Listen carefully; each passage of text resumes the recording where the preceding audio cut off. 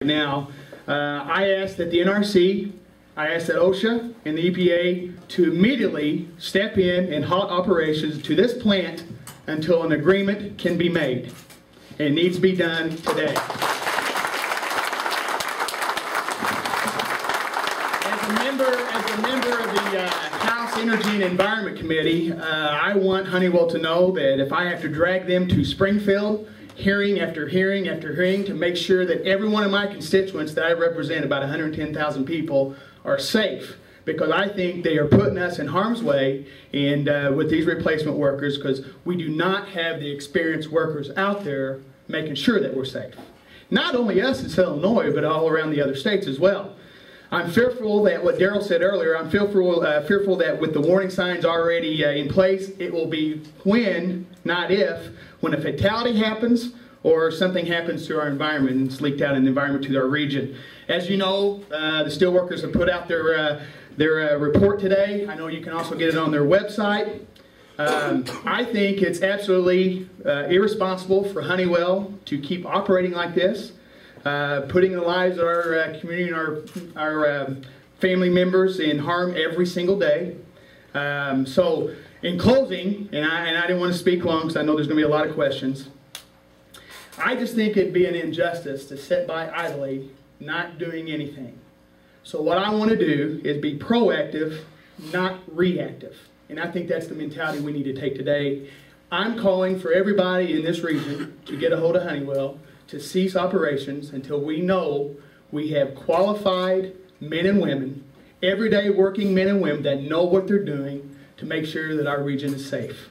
And that's what I'm asking today, and if I have to do my part to drag them in hearings, I will do so. Like I said earlier, I represent the 118th District, and for people that don't get to see me a lot when I'm in Springfield, I love each and every one of them. And I always have their backs. But the last thing I want to do is put one woman, one man, one child in harm's way. So I'm here to do my part, and I'm on your side. So thank you very much.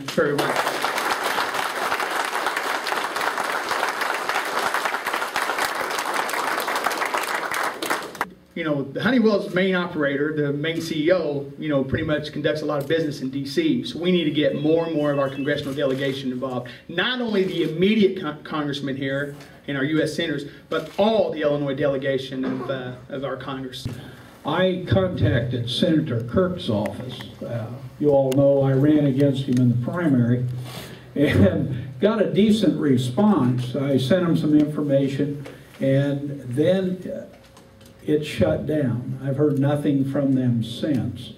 I don't know what's going on, but I join Brandon with you. This is a dangerous situation. This encapsulation of these ponds are just the beginning. It could be that the reason they're not negotiating in good faith is they have an agenda, and those encapsulation of those ponds is part of their agenda. And of course, the rest of the agenda is to continue to operate and reduce your long-term health benefits. But I call on the Illinois EPA, which I have called, by the way, and they have not returned my call. I call on the Illinois EPA, OSHA, and the federal EPA, and the NRC to do exactly what you're getting ready to do. Schedule hearings and demand that they produce the information necessary to ensure that all of us are safe. We don't need another Love Canal. People died. Birth defects were rampant. We don't need a 3-mile island. The materials in those ponds are dangerous. If they weren't dangerous, they would not have shipped them out of here 4 years ago to be incinerated in Texas. All they're trying to do is save money. Pouring concrete in there just increases the size of the problem. That's the information that they've got to come forth. At the meeting last week, Representative Phelps, they had no contingency plans if there was a leak after they poured those ponds full of concrete. None. I asked them why they didn't have contingency plans, and you know what they said? They said, well, we don't know what's going wrong, what would go wrong, so we can't plan for it. This is the mentality of the engineers from Honeywell. And then what was shocking to me and shocking to everyone was there was that they said, oh, and by the way, the comment period for our permit from the Illinois EPA runs in 2 weeks. And we don't even have a plan. So, you know, the state oversight, the Illinois EPA, is not doing their job. And you need to call them to task for that. It's been clear to me that this company has had an agenda from the very beginning that did not include a harmonious resolution of the labor problems in this plant. We know that the price of their product has doubled, tripled. We know that they had long-term contracts that they were able to get out of at the lower rate and charge the higher rate. That could all be a coincidence. But certainly Honeywell has benefited from this labor dispute, at least in those areas. Now, look, we're all big boys and girls, and if a company comes up with a strategy to increase its profit margin, I guess they ought to be able to do that.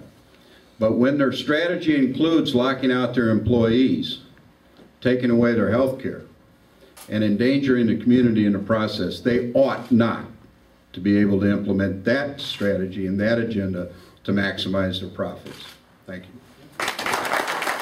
That he's working with. But basically, so what they're talking about is just basically keeping all the uranium and all the waste. Oh yeah, and just pouring concrete down. But the real problem is that, you know, they talked about UF6. Right. They make that with hydrofluoric acid.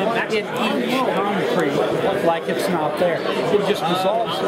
So that's present in those things. And they said, well, we've sampled it, and it doesn't reach toxic levels. They didn't sample all the way to the bottom. And they don't know what is in there because all they sampled for was particular substances. They didn't take a core sample and send it to a lab and say, what is in here? They didn't do that. They said, well, we look for specific things. And I, myself or somebody else asked, and then I asked them again. I said, well, how do you know what else is in there? And they said, we don't. And now, did I hear too that it's never been done? No, it's never been done. They've used this process to move ash from coal plants, where they take a pond and they pour concrete and mix it with ash, and then it's a big block. You don't get the contamination you get with hydrofluoric acid and fluorine and all that. Never been done. I pinned them down. They got real evasive with me, but finally they said it's never been done. And you know, I'm not involved in the labor dispute. Right. But here's the thing about this: you can't do away with the coincidences of this. They lock them out. They triple their profits on the UF6. That's manual. They make money. Yeah. But they also started right then trying to work out the encapsulation of these bonds, knowing that everyone here knows better. You can't do that and be safe to the community. I asked them, I said, how are you going to monitor this? They said, well, we have wells around, and if the levels come up, we'll know that that's leaching out into the water system. I said, what's your contingency plan if that's happening? They didn't have one. And I said, well, what are you going to put in there? And they said, we haven't decided. I do not know, John. And the comment period runs in 2 weeks. See, they've rammed this through quietly. That their main engineer, and you'll love this, their main engineer used to be the head of the region EPA that was responsible for monitoring Honeywell. Of course. And he's the main engineer that this is his baby, or his big pet project, employed by Honeywell. Now, I got that out, and he didn't want to tell me that. Of course not. Well, you know, when they pumped the 64,000 gallon of water into the air to keep the hydrofluoric acid, when they had the leak, they have a knife valve over there that shuts off the drainage to the river. And as soon as those containment towers go off, that valve is supposed to shut. If that valve shuts and you pump that volume of water in on the grounds, it'll run in the parking lot. No doubt about it. Okay? Nothing ran in the parking lot, which means one thing. the knife valve didn't shut, and it ran into the river. So they put 64,000 gallons of hydrofluoric acid and water mixed directly into the Ohio River. And you know, when I talked to Kirk's office, I said, this is dangerous. I mean, this isn't about the labor dispute, but what I get the feeling is the head of Honeywell is on Obama's budget deficit resolution committee, and he's friends with Durbin. And I get the feeling that the NRC and OSHA and all the rest of them are turning their back because of political pressure. And so we're gonna have some people killed here if we don't do something. And what they're saying is, oh, this is just labor dispute talk. I'm not involved in labor dispute. Bill McDaniel's not involved in labor dispute.